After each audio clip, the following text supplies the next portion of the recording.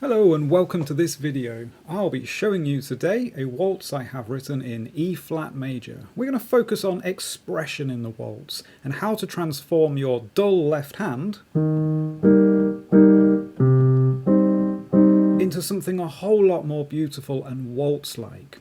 Now the waltz we're looking at today is what I would describe as a less functional waltz, and what I mean by that is it wasn't intended to be danced to at any point. And if we look back in history, we'll note the differences between some of the earliest waltzes which people would have danced to and maybe some of the later ones where people were just listening to the waltz for the style. And this means that the expressive quality of this waltz can be greater because we're not going to have our dancers falling over when I keep speeding up and slowing down.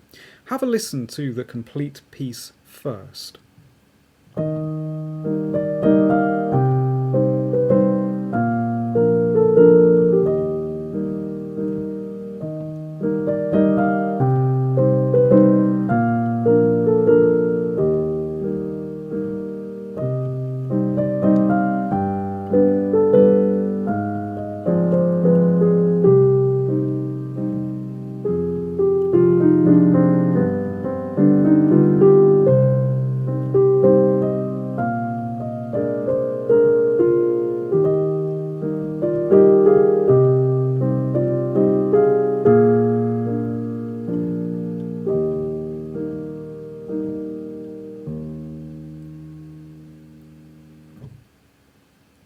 So let's start at the beginning. How do we make our left hand feel a lot more expressive? So what we're going to do first is an exercise. The first notes, they are the most important. They tell us our chords. E flat major, C minor, B flat major, and then down to the E flat for the last E flat major as well. Now, as we move through these chords, we have to make sure that the most important note is the loudest, like this. Strong, and then weak. Strong, weak, and so on. Now, I'm using the pedal there to bridge together those notes and chords. I've got to make extra careful presses with the chords to make sure they don't become very loud. There are 3 notes there versus the 1 weak single note, so you have to press a little bit firmer and a lot more gently. Firmer, gently. And that allows the thing then to balance itself in the correct direction, or you'll just naturally end up with a quiet and then a very loud block sound, and that throws the beat from pa pa to sort of pa which isn't the right way round.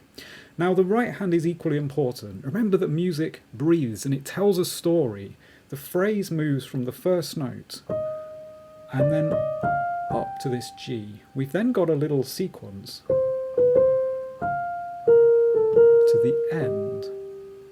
We're trying to make the listener feel like we're going in a direction, and by using our pushes and pulls as we've discussed before, we can do that.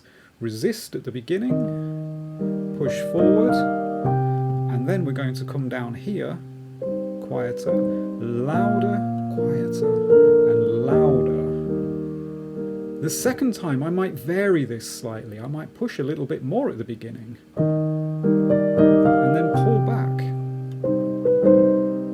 and then push forward again as I'm going to move on to the minor line. Now the minor line has a C minor chord, G major, A flat that moves up to an F minor chord, and then C major. And that is the one that feels most surprising. I like putting little surprises in the pieces. It keeps everybody on their toes. So we move through in a similar way, following the pattern at the beginning. Resist, push up. But now we've got a scale, so we're going to hold a little more on the resist and then move down. And then, there's your C major chord. Now as we move on to the third line, we've got 2 more scalic passages to play. Descend, and you can hear that. Just hold back and then let it drop. Rest at the bottom and move back up again. And putting that together.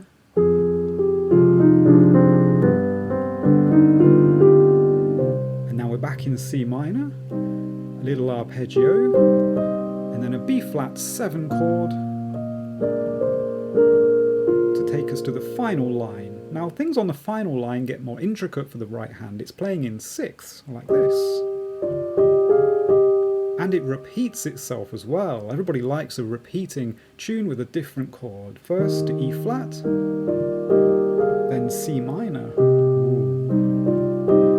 Then we go for the B flat to create the perfect cadence at the end. Now in reality, I'd probably slow that whole line down to make it feel like a climax, and that will help everybody with this signposting. So the whole piece is fairly complex when you break it down into individual phrases. And what I really want to emphasize, maybe you didn't do so much in the previous video, is that we should feel where this phrasing is coming from in ourselves. But I always spent a long time wondering, how does that work then scientifically? Now there are places to speed up and slow down, to get louder and quieter and smoother, but as you move forward beyond the point of where I'm telling you what to do, think about how you would like it to sound yourself, and then your expression can become internal, and then you'll be able to tell your own stories. But until that point, it's always worth copying others and seeing how it feels when you play it in the way that they've described.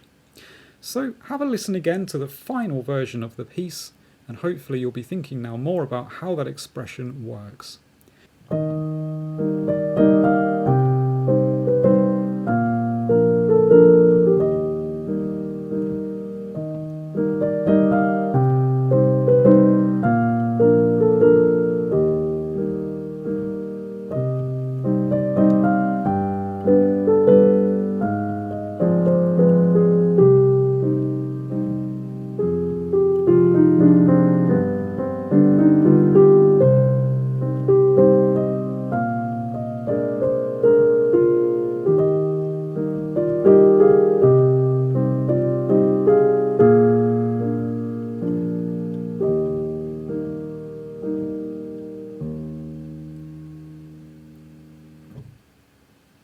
Thanks very much for listening. If you've enjoyed this video, please like and subscribe. The music is down below in the description, and I'll see you again in the next video. Enjoy your journey.